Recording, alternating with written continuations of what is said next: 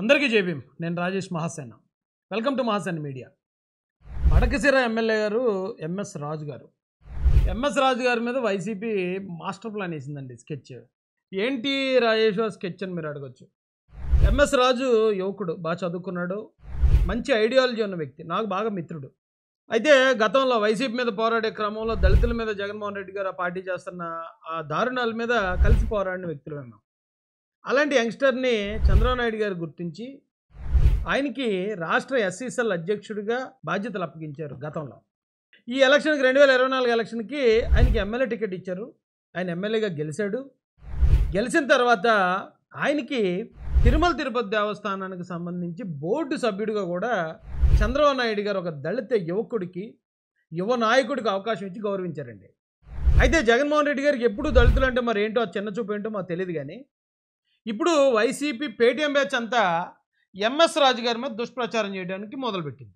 దానికి కారణం, వాళ్ళు చెప్పే కారణం ఏంటంటే, ఎంఎస్ రాజు గారు ఎక్కడో ఒక మీటింగ్లో రాజ్యాంగం గురించి మాట్లాడే క్రమంలో, ఈ రాజ్యాంగం అనేది మన బ్రతుకులను మార్చింది, మత గ్రంథాలన్నీ కూడా మన బ్రతుకులను మార్చేయలేదని పక్కన పెడితే, రాజ్యాంగం వల్ల మాత్రం మన బ్రతుకులు మారాయని రాజ్యాంగం గురించి కొంచెం గొప్పగా అక్కడ ఉన్న ప్రజలకు తెలియజేయాలనే ఒక ఉద్దేశంతో ఆయన మాట్లాడాడు. హిందువులు భగవద్గీత, క్రైస్తవులు బైబిలు, ముస్లింలు ఖురాన్, వీటన్నిటికన్నా పవిత్రమైన గ్రంథం భారత రాజ్యాంగం. కులాలు, మతాలు, ప్రాంతాలకు అతీతంగా అందరికీ స్వేచ్ఛని, హక్కుల్ని ఇచ్చినటువంటి మహనీయుడు డాక్టర్ బాబాసాహెబ్ అంబేద్కర్. బైబిల్ వల్ల మన జీవితాలు మారలే, భగవద్గీత వల్ల మన బతుకులు బాగుపడలే, రంజాన్ వల్ల ఈ దేశంలో ఉన్నటువంటి ముస్లింల యొక్క తలరాతలు మార్చలే. వీళ్ళందరి తలరాతలు మార్చింది భారత రాజ్యాంగం. ఆయనేమి హిందూ మతం కాకుండా ఇతర మతాల్లో ఉన్న వ్యక్తి కాదు, నాకు తెలుసు కంప్లీట్గా.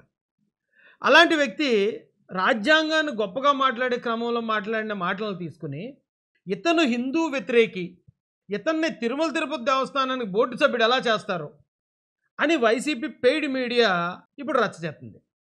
అంటే ఈ వైసీపీ వాళ్ళకి ఏంటంటే, వాళ్ళ ఉద్దేశం ఏంటి? ఒక దళిత యువకుడు తిరుమల తిరుపతి దేవస్థానానికి మెంబర్గా ఉండకూడదు, ఎందుకంటే అతను దళితుడు కదా.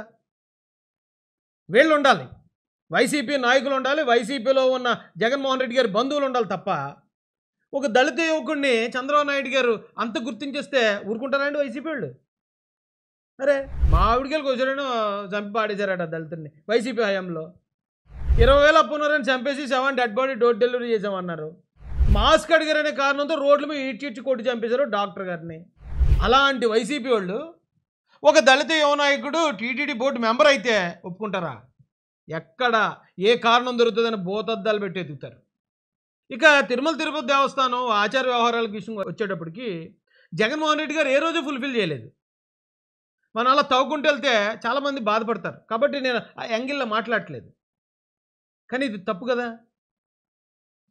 ఒక యువ నాయకుడికి, దళితుల నుంచి ఎదుగుతున్న ఒక యువ నాయకుడిని చంద్రబాబు నాయుడు గారు గుర్తించి ఆయన ఎమ్మెల్యే చేసి, ఆయన తిరుమల తిరుపతి దేవస్థానాన్ని బోర్డు మెంబర్ చేసి అంత గొప్ప మనసు చంద్రబాబు నాయుడు గారికి ఉంటే, దళితుడు అక్కడ ఉండడానికి వీల్లేదు, ఏదో రకంగా మనం దుష్ప్రచారం చేసి కిందకి లాగేద్దామనే ఈ అహంకారం ఈ వైసీపీలో పోనంతకాలం మీరు మళ్ళీ అధికారాన్ని చూడలేరు. ఈ కులాహంకారం ఏదైతే ఉందో, ముఖ్యంగా దళితుల మీద మీకున్న చిన్న చూపు ఏదైతే ఉందో, అది తగ్గేదాకా మిమ్మల్ని ఎవ్వడూ బాగు చేయలేడు. జై భీమ్, జై భారత్, జై జై మహాసేన, జై తెలుగుదేశం, జై చంద్రబాబు, జై జై లోకేష్.